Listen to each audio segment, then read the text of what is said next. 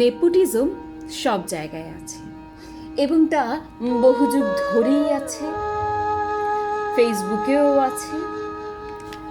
নিজের ক্ষমতার অপব্যবহার আমরা মনে হয় সবাই কম বেশি করেছি, কখনো জেনে শুনে, আবার কখনো অজান্তে, আবার কখনো আমাদের বিরুদ্ধে অন্যরা তাদের ক্ষমতাকে ব্যবহার করেছে, আমাদেরকে মানসিকভাবে হেনস্থা করে শেষ করে দিতে চেয়েছে। মিথ্যে খবর রটিয়ে তুমুল ভাবে আমাদেরকে ভেতর ভেতর মেরে ফেলতে চেয়েছে। আসল ব্যাপার হলো আমাদের সবাইকেই লড়তে হয়। কেউ কেউ লড়তে লড়তে জাস্ট ছেড়ে দেয়, আর কেউ কেউ লড়তে লড়তে আলটিমেটলি দিনের শেষে গিয়ে জিতে যায়।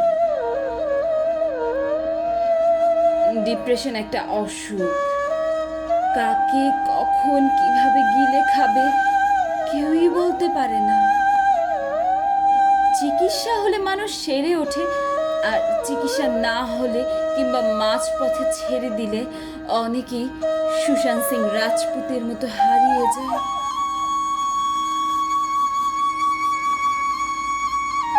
ডিপ্রেশন কোনো প্রতিযোগিতা নয়, কাজে এখানে একজনের সাথে আরেকজনের তুলনা চলে না। কে জিতলো আর কে হারলো এসবের তুলনা না টানাই ভালো। যাকে মোদ্দা কথা হলো, এটি সত্যি একটি ভালো খবর।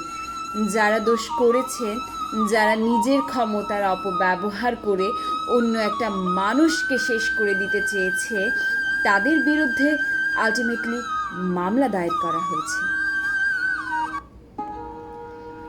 বিহারের মুজাফফরের উকিল সুধীর কুমার ওঝা মামলা দায়ের করেছেন। হ্যাঁ, সুশান্ত সিং রাজপুতের আত্মহত্যায় করণ জোহর, সলমান খান সহ 8 জন সেলিব্রিটির বিরুদ্ধে মামলা দায়ের করা হয়েছে।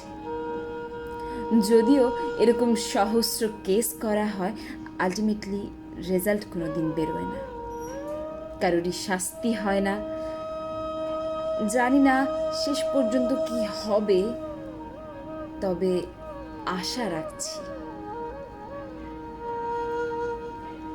প্রতিভার বিরুদ্ধে হওয়া দীর্ঘদিন চলা রাজনীতির অবসান এবার ঘটবেই।